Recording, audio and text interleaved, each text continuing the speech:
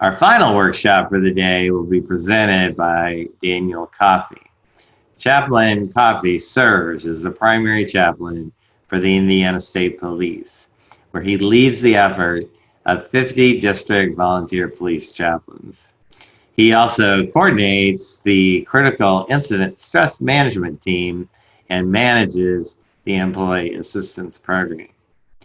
Dr. Coffey has served as a police chaplain since 1993, where he began his service with the Fort Wayne Police Department.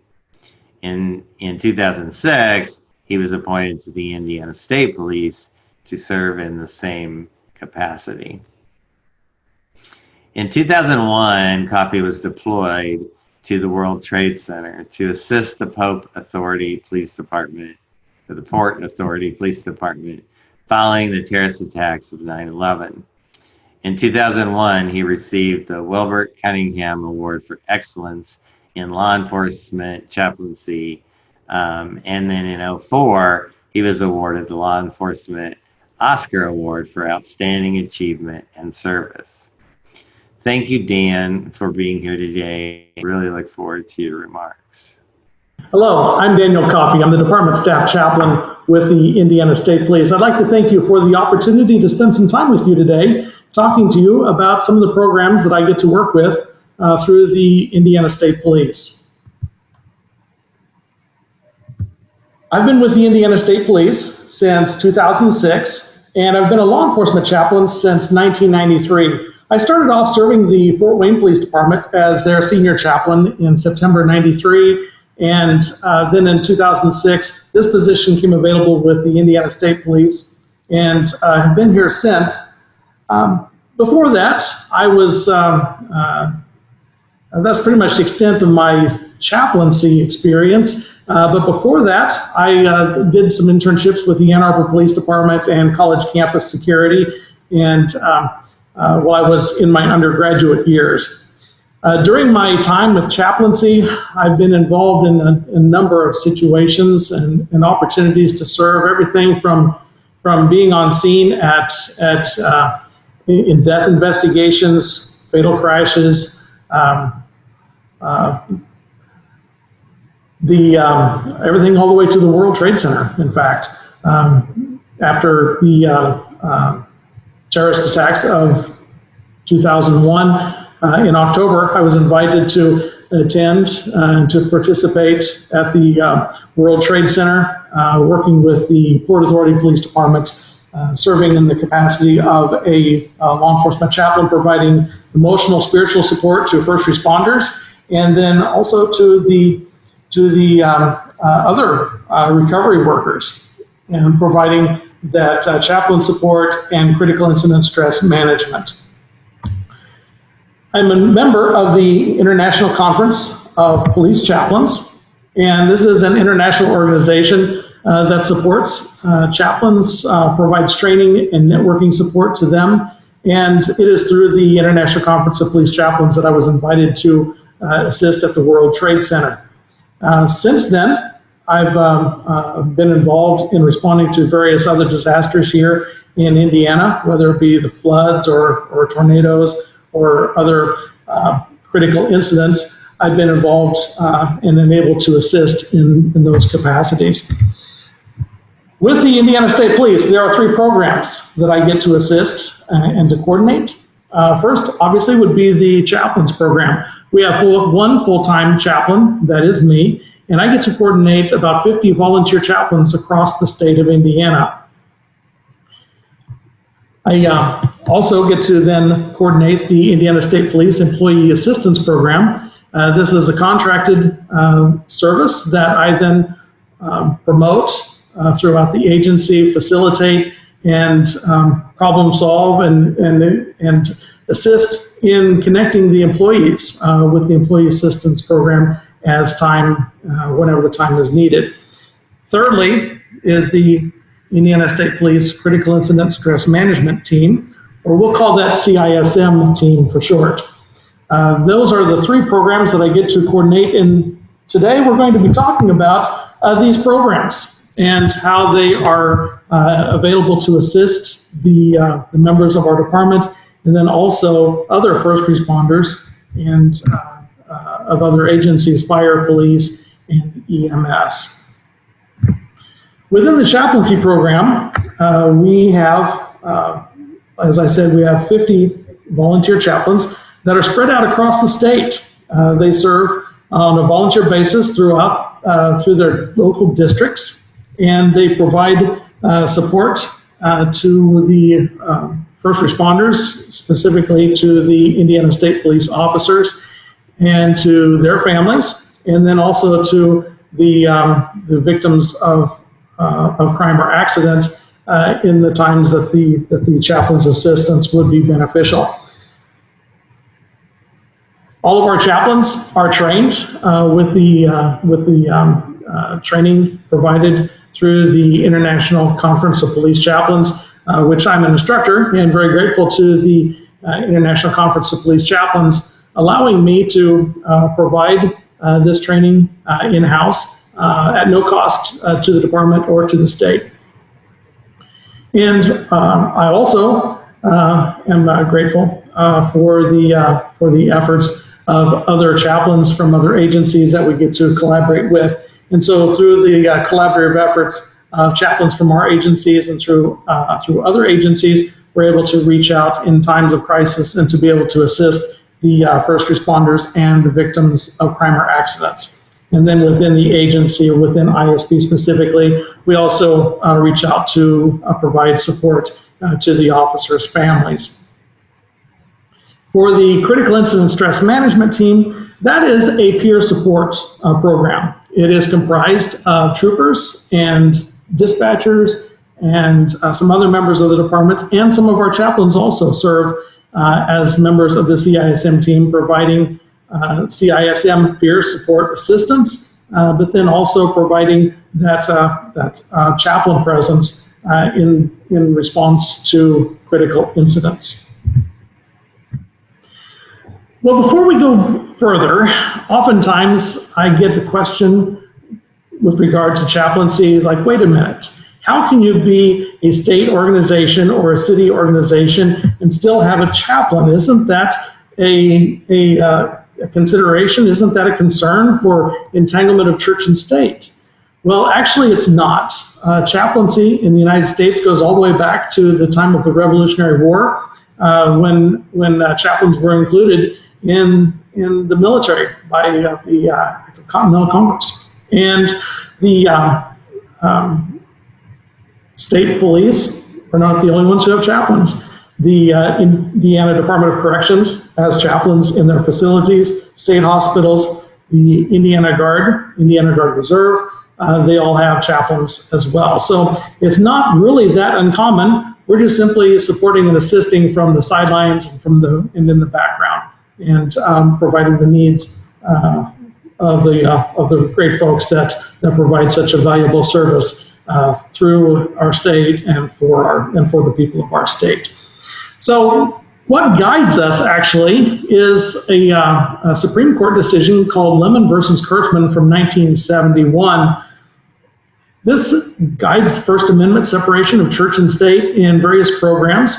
The Lemon versus Kurtzman in 1971 actually had to do with state or federal funding of parochial schools or church-related schools.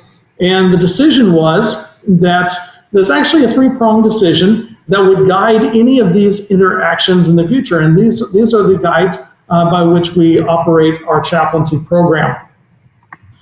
The three prongs, or the three parts, is that it has to have a secular purpose. Well, with ISP chaplaincy, we have two secular purposes: stress management and community relations. Point number two, it does not promote or hinder religion. So the chaplains program is open to anyone of any religion that's recognized by the U.S. military, for example, is welcome to apply to be a part of the chaplains program. And also, we will reach out and be of assistance to anyone of any religion or no religion. And so we're not promoting any religion or hindering any religion. We're not starting the first church of the Indiana State Police. And the the program is open to all to either to participate in or to benefit by. Thirdly, this really happens on a day-to-day level. The activities that we do, it does not constitute excessive entanglement of church and state. Simply put, I do my photocopying at the for the church on the church photocopier, and I do my police department photocopying on the police department photocopier. And what I do throughout my ministry or service as a chaplain is in line with those three criteria. It has a secular purpose. It does not promote or hinder religion. And in whatever I do on a daily basis, it does not constitute excessive entanglement. There are some considerations. There was a department in the southern part of the United States back in the 90s that encountered a concern with their program. They had a wonderful chaplain. He was serving volunteer and part-time, and the city said that they would love for him to be their chaplain full-time. However, they could not afford him. They could not afford a full-time salary. Well, the church that he was working with said that they loved what he was doing in the community. He was really such a benefit and a support and comfort for so many people in times of trial, in times of distress, and times of grief. And they wanted to be able to reach out to the community, but they could not, because they could not afford a full-time salary to provide for a chaplain full-time within their city. Well, the city and the church, they agreed that they could fund his salary for 12 months. If you cover 6 months, we'll cover 6 months, and we'll have a full-time chaplain. Well, it seemed great until it was contested, and then they realized that this was actually indeed an excessive entanglement of church and state, simply because they had made the agreement to fund the chaplain. Had he been funded full-time by the city, not a problem. Had he been funded full-time by the church, it wouldn't have been a problem. But the agreement that they would coordinate the salary between the two, that agreement was the excessive entanglement, and they had to go back to square one and start all over again in how they evaluated their program and the way it was set up. Well, we are cognizant of those three prongs of the Lemon versus Kurtzman Act or decision of 1971, and we make sure that what we do fits within that realm. And what I'd like to talk with you today about are some of those activities of stress management and community relations. What are some of the things that police chaplains do? Well, much like military chaplains, police chaplains will spend time with their personnel. They will interact with them as they go about their regular business. Like a military chaplain would go on patrol with the persons, be with them, available at the base or at the camp to dine with them, to interact with them. That's what police chaplains do. Sometimes we'll ride along with officers, and it gives us a wonderful opportunity to visit in the patrol car, to talk about movies on football, and if the officer wants to talk about matters of faith and life or stress management or whatever they want to talk about, that's completely their decision. They're welcome to talk about whatever they like. We also will visit stations or the posts, and we'll interact with folks in the office. And we'll interact with the civilian personnel and with the sworn personnel both as we walk around, going from office to office, just being available to interact and to visit and to hear what's on folks' mind, and to be available to answer any questions that they might have with regard to stress management or other matters. Then there's times where the chaplain is called out. We'll be on call to assist with things like death notifications or to stand by at death investigations. And that can be a fatal car crash, or that can be a homicide. It can be, let's say, an accidental fire or an industrial accident, or it could be disasters and terrorism, as I mentioned before, with regard to working at the World Trade Center or being involved at floods and tornadoes. Or it could just be in general crises, where where a clergy presence could be helpful. Now, as pastors, many chaplains, in their role in their faith community, their role is to speak and to be heard. However, chaplains, in their role as a chaplain, sometimes it's to simply be present. And we call that ministry of presence, where we are there as a comforting presence. It's not so much about what we say. We're there to observe for any human needs and to anticipate some of those needs and to provide for those. For example, we may see that someone needs a chair, and we'll encourage them to take a seat. Or we'll see that they need a bottle of water, or that they need a blanket. Any type of human care and compassion, providing for Maslow's hierarchy of needs. And we'll address those basic needs first, and then work our way through to those other needs that are more cognitive. And if people want to interact with us, that's wonderful. If they choose not to interact with us, that's fine too. We're simply there as a resource to provide for them. Now, as responding to the various crises, that is a stress management also for the officers, because the officers being on scene, they have a job to do. They have an investigation. They need to restore safety and order to the scene, and they also are compassionate, and they care about the victims and their families. And trying to cover all those bases can be really difficult. And that's the benefit of having a chaplain, that while the investigation is continuing and the scene is being rendered safe, then the chaplain can step in and provide support to the victims and to their families. And that takes that much weight off the shoulders of the responding officers and the other first responders on scene. And it directly addresses the needs of those victims and their families. And that's where the secondary purpose of community relations comes in. So we're not doing community relations in the grand scale like a public information officer would, who gives interviews to the media. Doing an interview like this is rather kind of unusual. However, this would also fall into the category of community relations, because it is an opportunity where we can share about what we do as chaplains and the needs and benefits of this behind-the-scenes resource.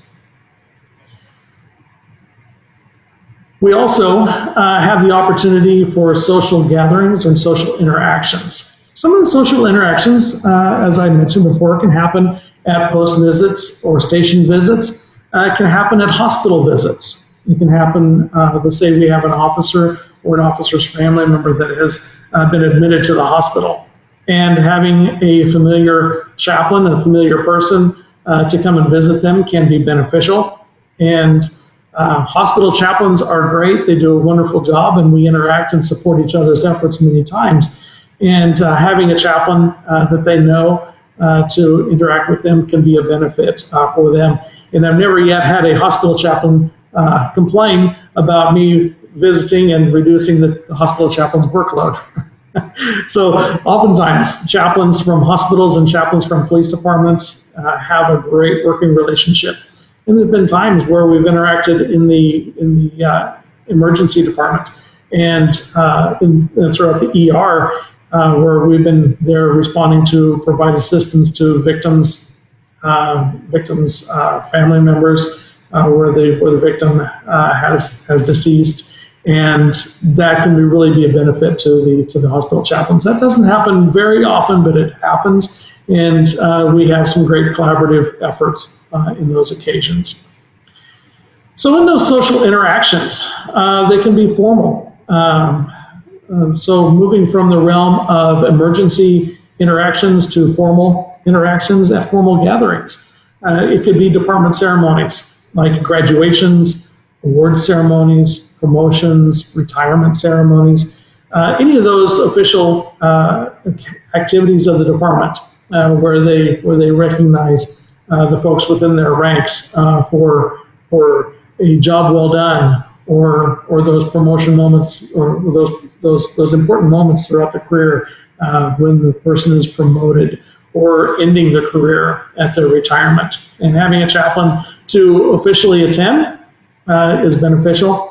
And it provides that opportunity to interact, shake hands, and to applaud. Sometimes we're invited to give an invocation or benediction, and we're glad to help out with that. Sometimes we're not. It just really depends on the folks involved and their preferences. And when we do, that's another opportunity for community relations that the people get to see the members of the community in the person of the chaplain. They're representing the faith community and encouraging and supporting the work of the department.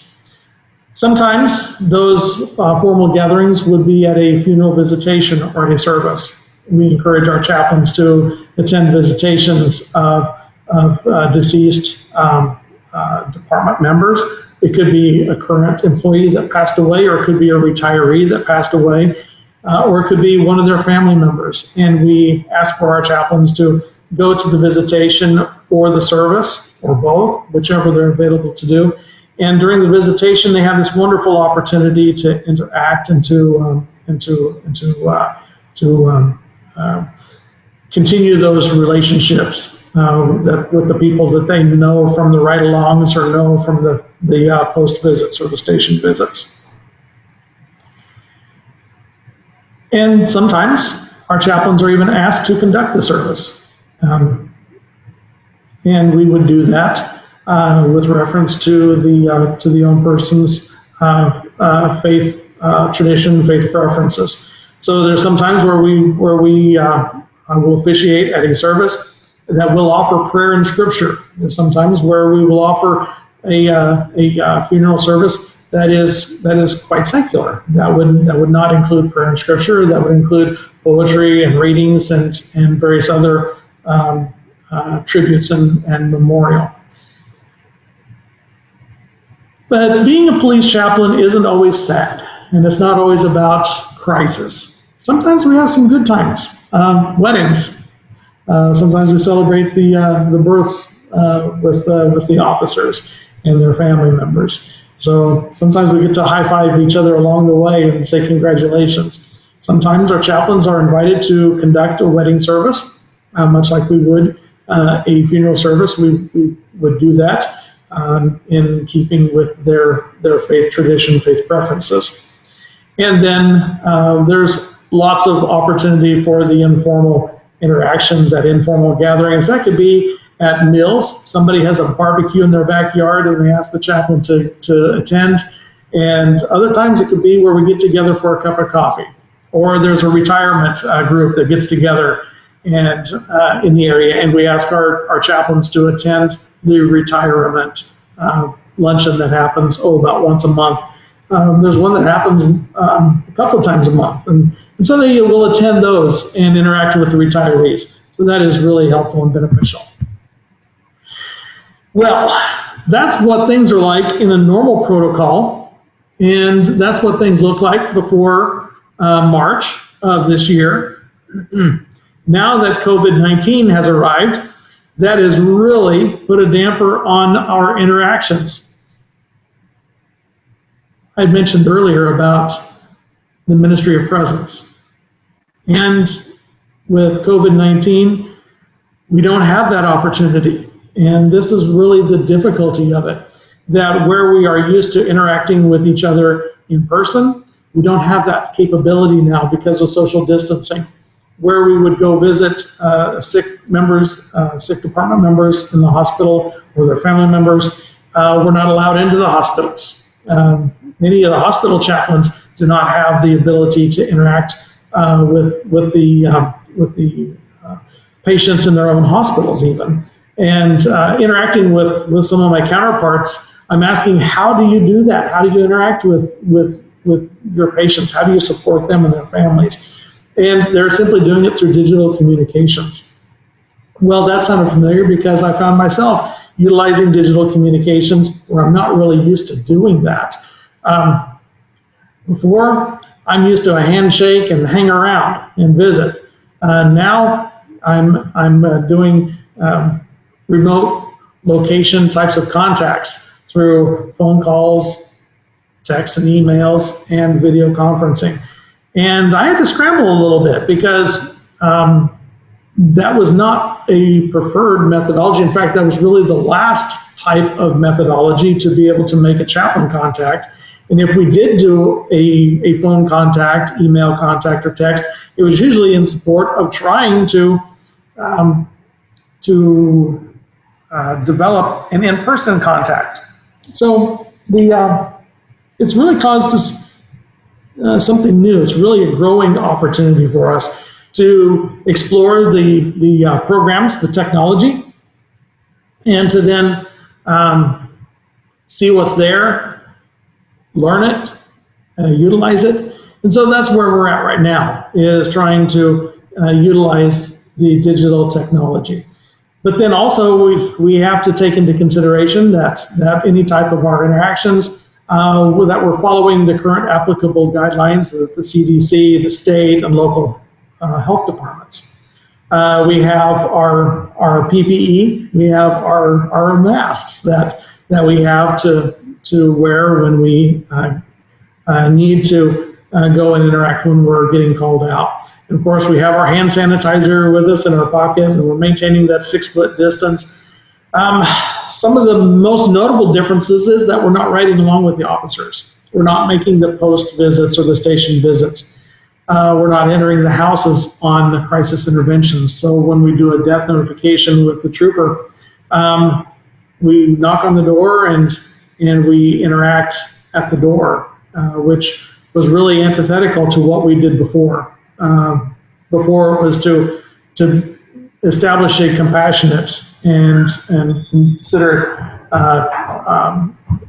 atmosphere to be able to interact with the survivors and to communicate to them the details of the death of their loved one. So we're not able to do that now, and it's sad and it's frustrating. And my experience has been that people understand. I've interacted with chaplains from other agencies who are telling me the same things, that they're either being restricted from being called out, so they're not doing any call outs whatsoever, or somewhere in between there's some sort of a combination where they will do digital communication with the survivors while they're at home or they're at their office, and the crisis will occur, and the officers need to make a death notification. And while the officer is on location making the death notification to the survivors, they'll then video conference with the chaplain. And so here's the chaplain on his phone or on her phone, on her computer, and the officer is standing there holding the phone, the cell phone, with the survivor, and the chaplain is then interacting with the survivor over the phone to provide information, support, and comfort. And some of that information can be relative to what are the next steps, what do we need to do, what normally happens in circumstances like this, and phone numbers and assisting with contacting other family members. And normally in a death notification, we would be establishing the support network before we leave. Well, that's what the chaplain is doing while on the phone with the survivors, is reaching out to their clergy, reaching out to their friends and family, that is the clergy, friends and family of the survivors, and asking them to go arrive at the house and provide that support to them as that is appropriate and indicated, once again following the guidelines of the COVID-19 protocol. So it's really thrown everything into a state of flux as to how we do what we normally do. And it's caused us to think on our feet and to be innovative. And that has really been part of the challenge. Utilizing digital media, video conference is probably one of the biggest changes, biggest game changers in all of this, where what was never really even considered an option or possibility is now really our best option when we can't get there in person. And that can be video conferencing for investigations. So that could be those call outs, those death notifications, or other crisis interventions. It could be a member of the department reaching out to the chaplain saying, hey, I know we can't get together for that cup of coffee, but can we visit on the phone? Can we do a FaceTime? Can we meet on WebEx? Can we meet at maybe meet at a park, and we can do this social distancing where we're 6 feet apart in an open area and visit. So that can happen, yes, but normally it's been the video conferences. And then there can also be those scheduled times where somebody says, hey, I want to visit, and I know you're not available now, but can we schedule a time? Let's meet on video conference at such and such time this afternoon. So that's happened, and that's becoming more common. So those are the types of interactions that we have, and then as we're moving through this pandemic, as the restrictions are being lifted, there is the possibility of more interaction, personal interactions. But when we do, it's wearing face masks, and we have that consideration ever present for us. Downside with visiting with a face mask is that we don't get to have that interaction, that visual recognition of each other's face, and being able to observe and benefit from the micro expressions that we all pick up on in those conversations. And so all we see is the eyes and the cheekbones and the eyebrows, and trying to best understand those nonverbal communications from there. At least we do have the other nonverbals, the nonverbal communication with hands and just seeing what's happening with overall body language. But the face mask is really difficult. Now, the video conferencing, as everyone has been experiencing, is better than just visiting on the phone, but it's not the same as being there in person. And we only see from the collar up, and we don't get to see the rest of the nonverbal communication. So that's a little bit of a drawback as well. And then we can also fall back on the old standards of emails, texting, and messaging, and voicemail, of course. One of the other benefits to the video conferencing is amongst my colleagues. I found great benefit, and my colleagues in chaplaincy have found great benefit in having our conference calls and our video conferencing capabilities, where we stay in touch with each other, whether it be a couple of times a week, or now we've been able to move it back to a couple of times a month, where we have those interactions where we're able to talk about, hey, this is what restrictions we have, this is how we overcame it. These are some of my frustrations and concerns, and then we get the validation and support from each other. And so it's been great for self-care and for being able to network amongst our colleagues. So that has really been an asset and a benefit as we move forward through the COVID-19 protocols of chaplaincy. Now, this information really isn't supported by numbers that I have available to me at this point.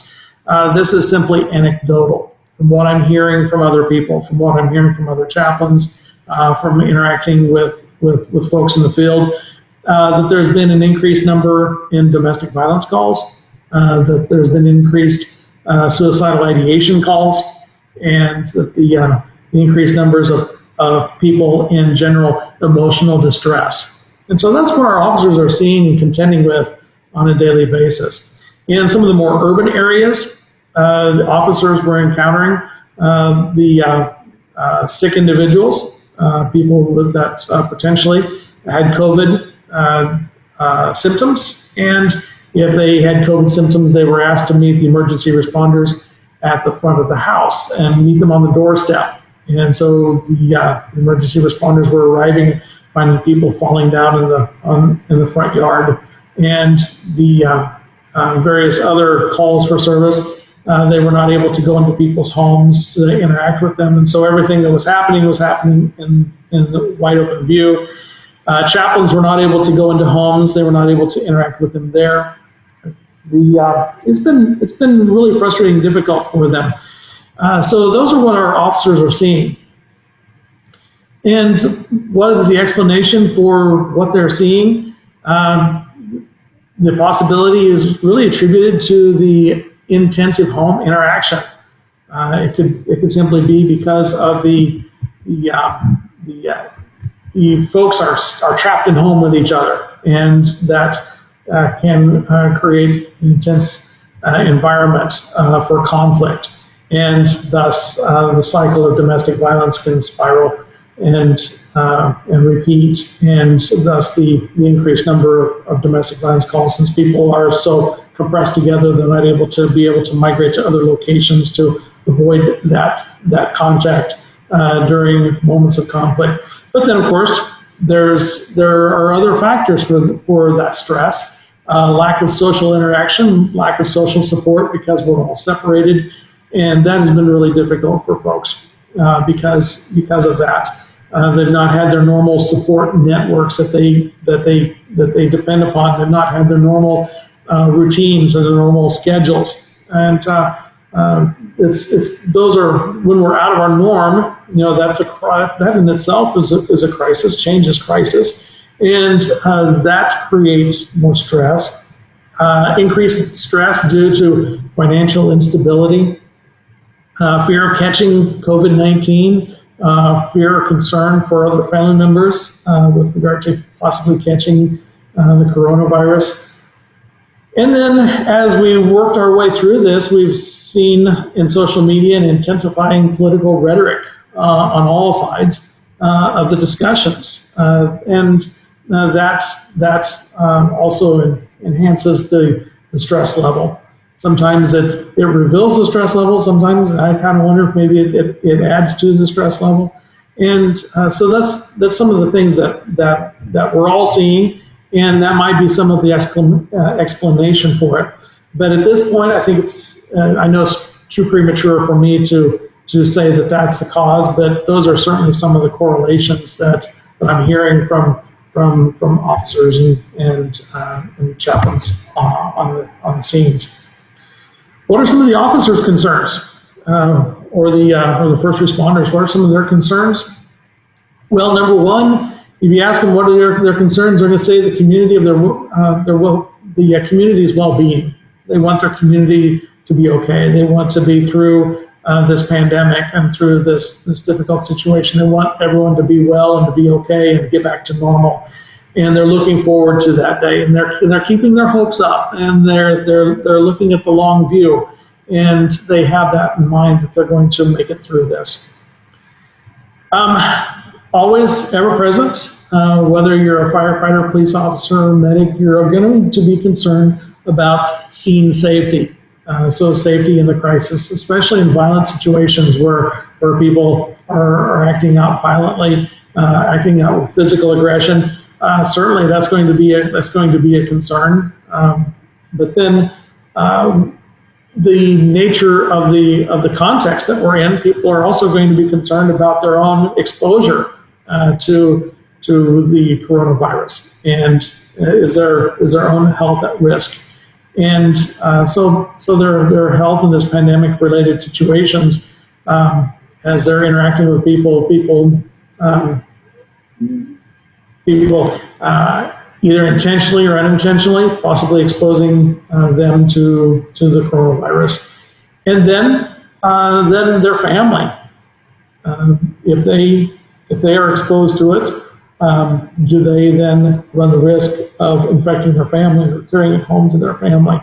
And so officers, like others who are on the front lines, were changing in the garage and putting their clothes in the washer immediately and going and taking showers before they got to have the welcome home hugs, before they got to greet their family and to have those very important greetings as they regathered at the end of a long, hard shift.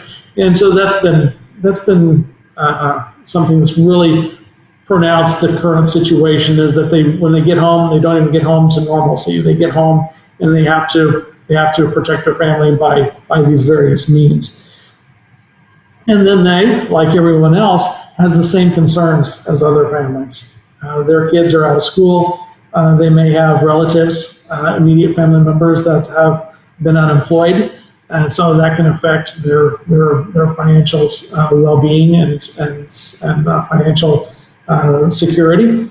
So they're going to have the same concerns at home that everyone else has, and they're dealing with these concerns in addition to dealing with the stress of the community members in crisis for the last 8, 10, or 12 hours of their shifts.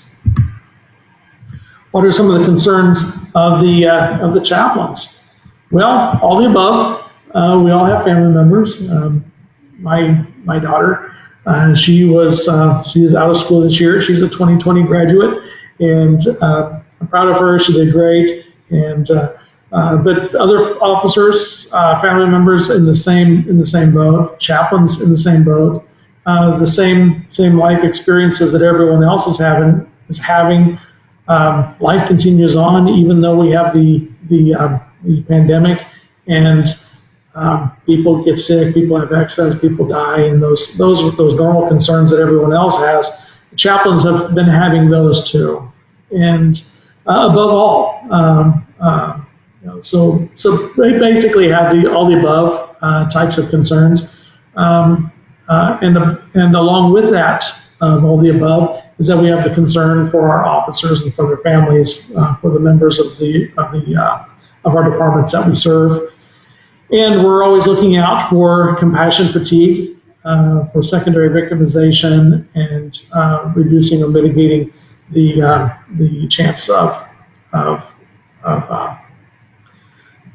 post-traumatic stress disorder. So those are what the chaplain's concerns are. So we're looking for what are ways that we can connect with our people, and how can we support them. And so throughout all this, I'm looking at what are the programs that we currently have. Going back to the EAP and what I do and promoting it to the department and facilitating it, I'm continuing to promote the awareness and the utilization, whether that be through emails or delivering posters and encouraging utilization. So whenever I show up wearing a mask and I bring a poster and maintain that social distancing, and so although the interactions may be significantly reduced, just trying to promote those continuing programs. And so with that, they would have access to an 800 number where they can seek crisis support.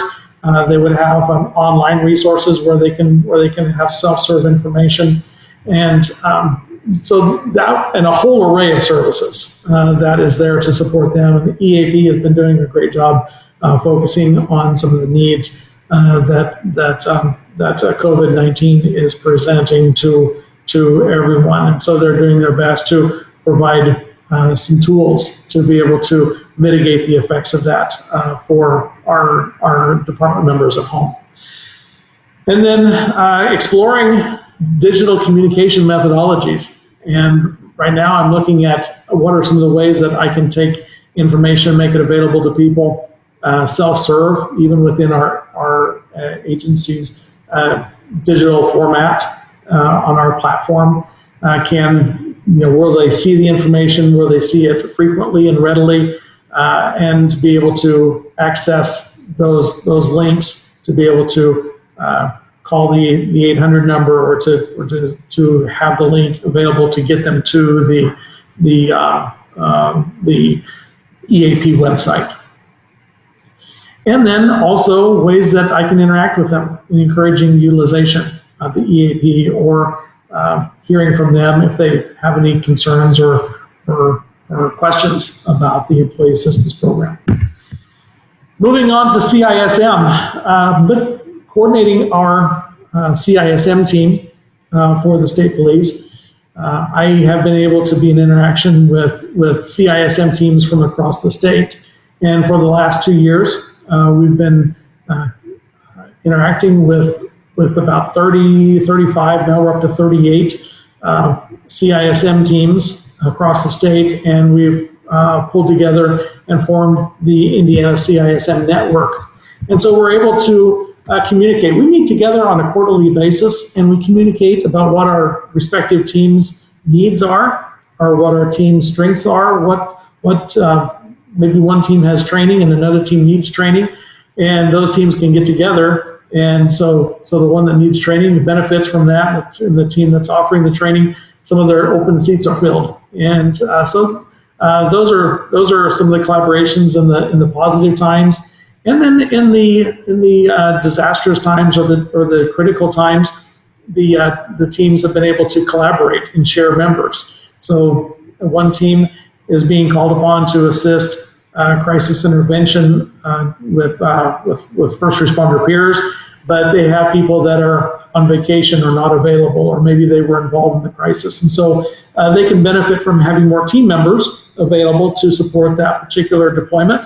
Well, they can reach out to another team, and the other team can send over some of their team members, and they can fill the gap. Simply because we have the same training and follow the same model, then we are able to be able to support and facilitate with each other's deployments. Well, that's one of the things that we're currently calling upon with the statewide CSM collaboration. This is between the Indiana CISM Network, the Indiana District 5 REST team. That's REST. It's an acronym for Resilience Emotional Support Team, and that is Marion County and the surrounding counties of the Indiana Department of Homeland Security District 5, and also collaborating with the Mental Health America of Indiana.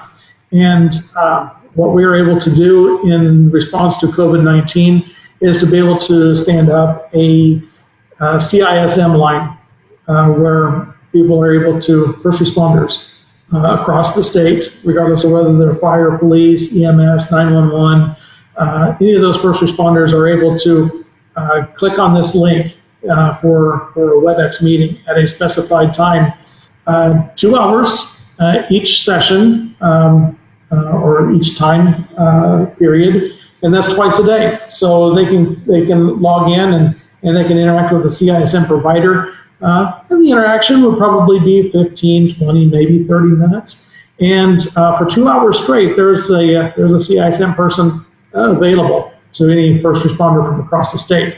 Now, many of the areas have their own CISM teams, but those that don't have access to a CISM team, or they would like to access this, then through collaboration of the CISM teams from across the state, there's a CISM person available at those designated times.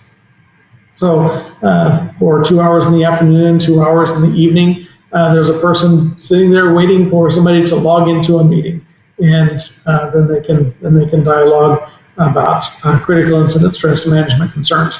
And that can be whether they're talking about the COVID-19 experiences or other types of critical incidents. While we've been going through COVID-19, there have been tragic circumstances that have occurred across the state where